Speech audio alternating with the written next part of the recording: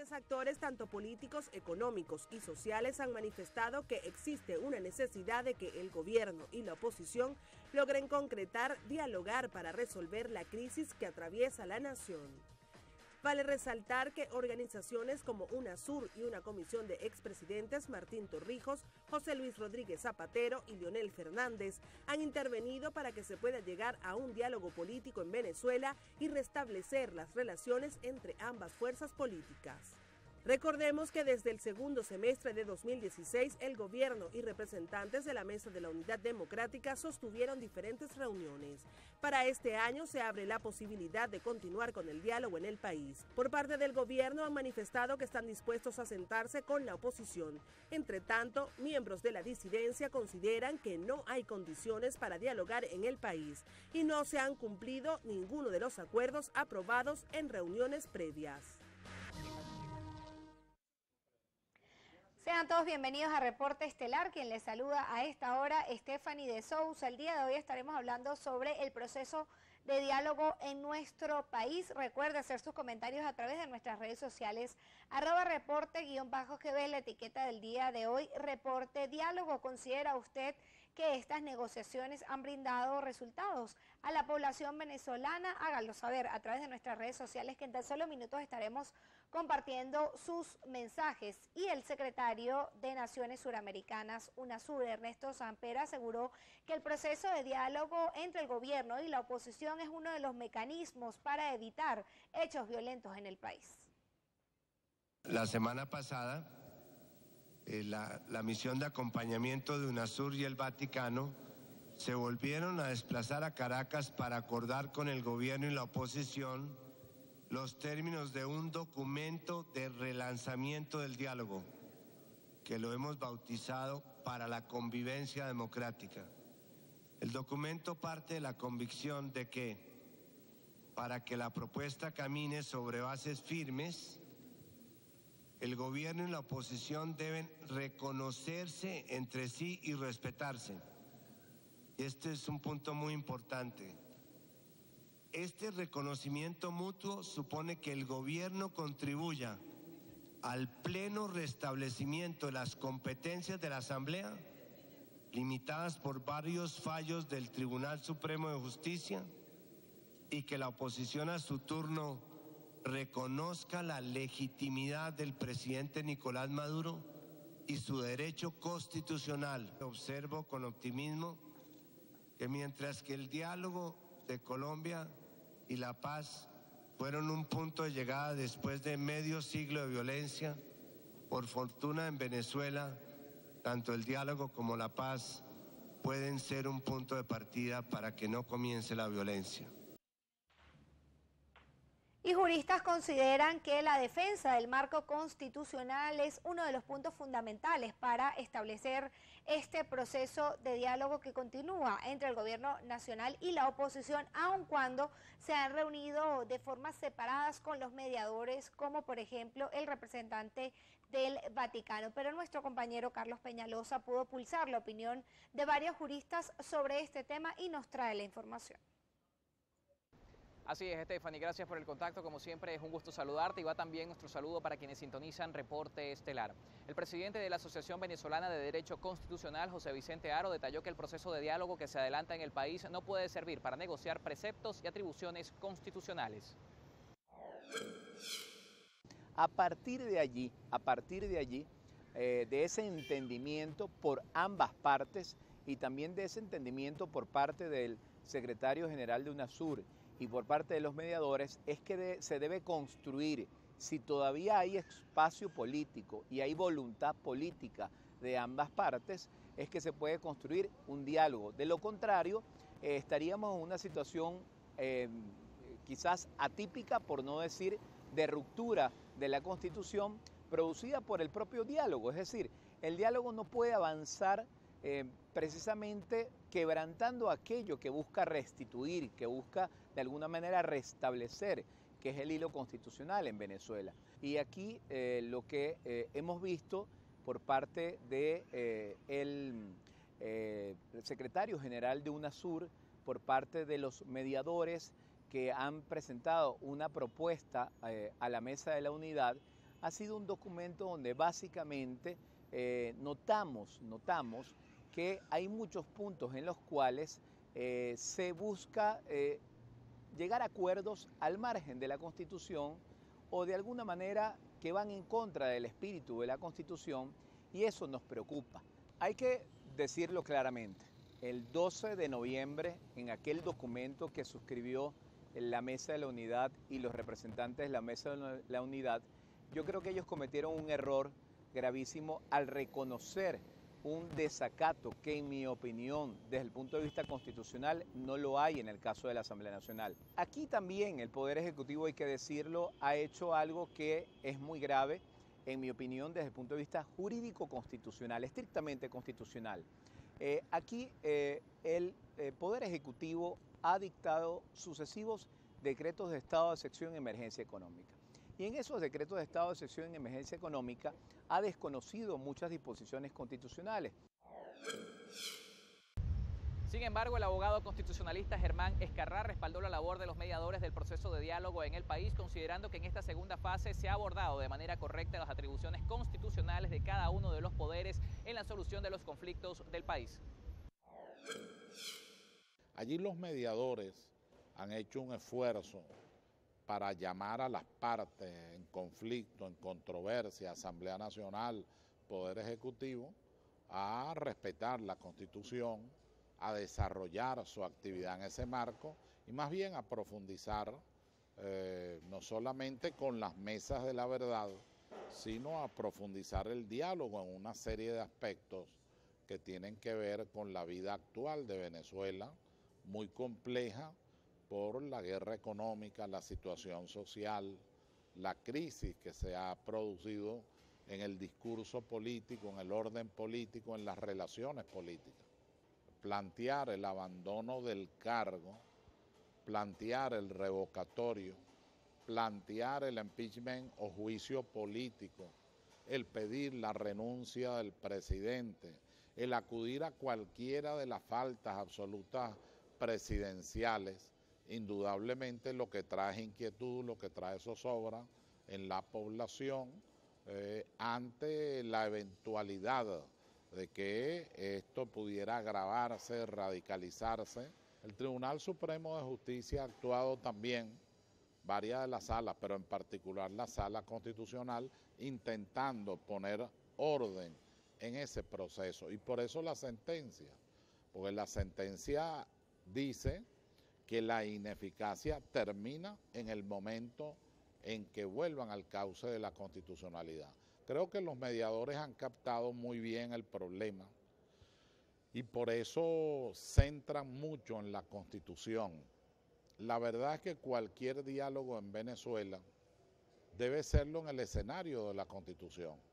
Es una Constitución de una gran legitimidad. Yo creo que por allí es que camina el esfuerzo de los mediadores hacia entender de que hay un escenario que es constitucional, de valores y principios, donde las partes pueden encontrarse. Que hay y habrá diferencias, por supuesto, la sociedad es plural, la democracia es pluralista. El abogado constitucionalista espera que los cambios en la Secretaría General de la Unión de Naciones del Sur no tengan un impacto desfavorable en el proceso de diálogo que se adelanta en Venezuela. Es el aporte que por ahora podemos hacer a este tema en desarrollo. Con esto los invitamos a participar a través de las redes sociales y además retornamos con ustedes al estudio de Reporte Estelar. Gracias, Carlos, por tu aporte. En tan solo minutos estaremos leyendo los mensajes que nos hacen llegar a través de las redes sociales, pero vamos a recordar en este momento las declaraciones del nuncio apostólico de nuestro país, Monseñor Aldo Giordano, quien informó que desde el Vaticano se espera iniciar una nueva etapa en este proceso de diálogo para solventar los problemas de nuestro país. Cuando un pueblo quiere servir el bien de la gente, el bien común, creo que va a buscar siempre camino de libertad y de democracia para realizar este bien común. Nosotros pensamos que los protagonistas del diálogo en Venezuela son los venezolanos. Nuestro documento es ofrecido como ocasión para reflexionar y esperamos en esta semana o en los próximos días, esperamos las contribuciones, las reacciones, las observaciones. La nuestra esperanza es que vamos a lograr un documento común, que puede ser un documento en parte nuevo, ¿no? Porque con las contribuciones de las partes, y que sea un documento base para una nueva etapa del diálogo. Queremos colaborar sobre todo con la mesa del diálogo. En la mesa del diálogo también yo participo, he participado a encuentros, a debates para considerar las situaciones de los presos. Y yo espero que vamos de nuevo a recuperar lugares donde podemos hablar de estas situaciones y sobre todo considerar los casos más heridos, de los casos más heridos, más problemáticos, ¿no? El nuncio apostólico Aldo Giordano también señaló que aunque no se tomen en cuenta las recomendaciones de los mediadores internacionales, el Vaticano va a seguir apostando a obtener resultados positivos en esta mesa de diálogo. Nosotros vamos entonces ahora a leer los mensajes que nos hacen llegar a través de nuestras redes sociales, @reporte_GB, la etiqueta del día de hoy, Reporte Diálogo, y vamos a iniciar con el señor Freddy Parada, y él escribe lo siguiente: el que convoca al diálogo solo busca un camino de unión y paz de los pueblos. Este mismo usuario vuelve a escribir y nos dice: donde exista el diálogo existirá la concordia y el entendimiento, porque nada es posible sin él. Un usuario que se llama Daniel Goyo, indignado, también escribe: no puede haber ningún tipo de diálogo en un país donde se niega el derecho constitucional a elegir libremente. Henry Carrero también señala: debe haber elecciones regionales en el primer semestre, el pueblo debe tener la palabra y la decisión de su destino. Y para finalizar esta parte de nuestro programa, Lenín Guararipa escribe: el poder del diálogo no se debe desestimar, pero viendo los resultados no son confiables los que dialogan. Parte de las impresiones de los usuarios que nos ven a esta hora. Muchos de los venezolanos están esperando que esta mesa de diálogo entre el gobierno nacional y la oposición brinde resultados positivos para nuestro país. Vamos a hacer a las 8:43 de la noche nuestra primera pausa, pero ya regresamos con más de Reporte Estelar.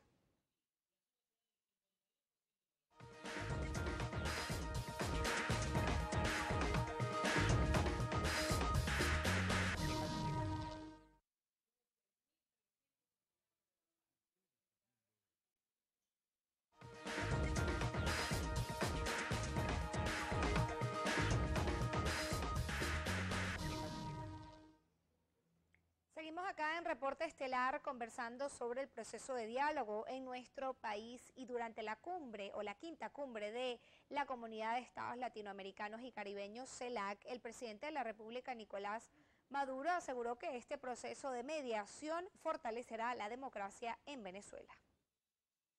Así que Venezuela viene a hacer un gran llamado a la unión y ponerse al servicio de los pueblos, de nuestros pueblos, para gestar una nueva unión necesaria. Los diálogos de paz que he convocado junto a UNASUR, con invitación al Papa Francisco y a 3 expresidentes de España, República Dominicana y Panamá, los diálogos de paz que he convocado con los sectores de la oposición venezolana. Agradezco el apoyo por tan difíciles procesos que han sido necesarios llevar adelante, y estoy seguro que más temprano que tarde coronarán con acuerdos que van a ayudar al fortalecimiento de la democracia, de la paz y de la estabilidad de nuestra amada Venezuela. Y ante la posibilidad de reiniciar este proceso de diálogo, el secretario ejecutivo de la Mesa de la Unidad Democrática, Jesús Chúo Torrealba, informó que durante los próximos días presentará un informe de toda la coalición opositora para definir cuáles son los próximos pasos. Como la unidad le había dicho al país, nosotros no nos sentamos con el gobierno mientras el gobierno no cumpla los acuerdos. Eso ocurrió el 6 de diciembre, eso ocurrió el 13 de enero. En la semana posterior al 13 de enero se hicieron presentes en nuestro país algunos de los facilitadores, digo algunos, porque Monseñor Cheli, como todo el mundo sabe, el representante del Vaticano, se abstuvo de venir a Venezuela y fue representada a la Santa Sede por el nuncio apostólico Monseñor Aldo Giordano. En ese contexto de esa conversación con los facilitadores, ellos consignaron un documento en reuniones separadas, tanto al gobierno como a la oposición, con lo que ellos consideran son algunos elementos que podrían ayudar a relanzar, dicen ellos, el diálogo. Ese documento tiene 21 puntos. Ese documento a mí en lo particular me parece que tiene demasiadas falencias, demasiados errores. A mí no me gusta ni el título. El título es Acuerdo para la Convivencia Democrática. Yo creo que eso es un eufemismo. En Venezuela, si algún acuerdo hay que buscar, es un acuerdo para la realización de elecciones. Pero lo que decidimos después de estudiar concienzudamente todo ese material es que lo que es necesario, lo que podría contribuir nuestro mejor aporte, es elaborar nuestro propio documento para planteárselo, como no, a los facilitadores y también a toda la comunidad internacional. Un documento que exprese no solamente los consensos de las organizaciones políticas, sino también la consulta a todos los órganos sociales, a todos los actores sociales de este país.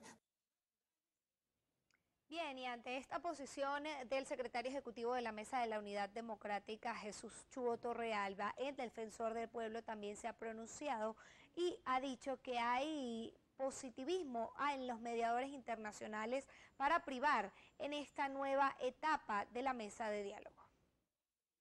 En los últimos días yo he observado más bien avances importantes en relación a cómo debiera nuevamente presentarse la mesa de diálogo que tanta falta le hace al país y que tan necesaria es para la concordia nacional.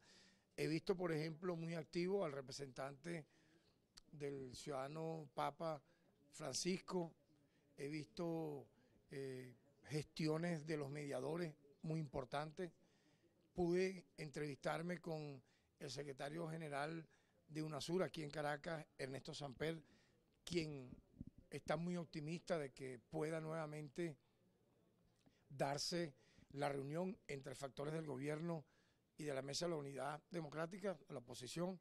Por lo tanto, yo creo que nunca estas gestiones deben dársele un final definitivo. No debe colocársele un fin, porque yo he dicho que los procesos de diálogo son procesos de negociación, de acuerdos, de transición, que muchas veces avanzan, retroceden, son lentos, pero al final yo siento que se va a resolver. Vamos de inmediato a leer su participación a través de nuestras redes sociales, @reporte_GB, la etiqueta del día de hoy, Reporte Diálogo. Y vamos a iniciar con Roque Juan Peñalver. Él escribe lo siguiente: el país necesita de un diálogo sincero en donde las partes cedan para buscar soluciones a la crisis actual. También Gilberto José Farías asegura, solo representantes del gobierno y oposición no son Venezuela. Hacen falta muchos más representantes para dialogar. También un usuario que se identifica como diputado Manuel González dice, el diálogo no cambiaría la realidad en Venezuela, la salida a la crisis de escasez, inflación y seguridad, elecciones ya. También Luis Clemén asegura, este gobierno no permite ni acepta el diálogo, ellos solo reconocen su monólogo. Y para finalizar, Gregoria Pulido señala, creo que el objetivo es discutir y llegar a acuerdos para tratar de mejorar el sistema económico que atravesamos hoy por hoy. 8:54 de la noche, vamos a hacer una nueva pausa acá en Reporte Estelar, pero al regreso estaremos compartiendo más de sus comentarios.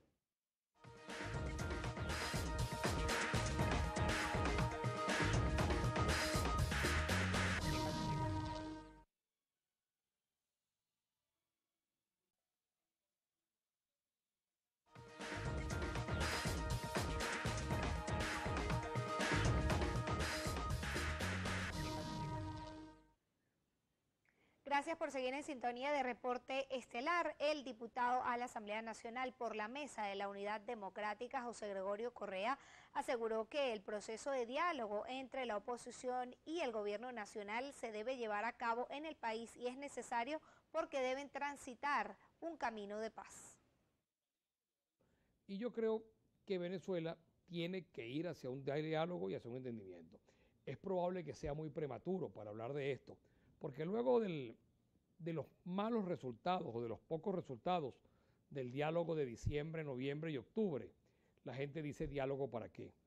Pero bueno, yo creo que sí y creo que es necesario porque todo siempre desemboca en el delta del diálogo, el delta del entendimiento. Y Venezuela tiene que ir hacia una transición de paz, de armonía, de entendimiento, no de impunidad, porque no puede pagar nadie por su forma de pensar. La gente debe pagar por su conducta. Y pensar distinto, tenemos que siempre recordarlo, que de pensar distinto no es un delito. Pensar distinto puede ser una forma de advertir que alguien lo está haciendo mal. Momento de despedir el programa por la noche de hoy, agradeciéndole siempre a todos ustedes su sintonía y también los mensajes que nos hacen llegar a través de las redes sociales. Recuerden nuestros puntos de contacto, @reporte_GB, también mi cuenta edesousa_GB y el Instagram TefiVita. Ustedes pueden enviar sus preguntas y sus comentarios que estaremos como siempre día a día leyéndolos en vivo y directo. Que tengan una feliz noche.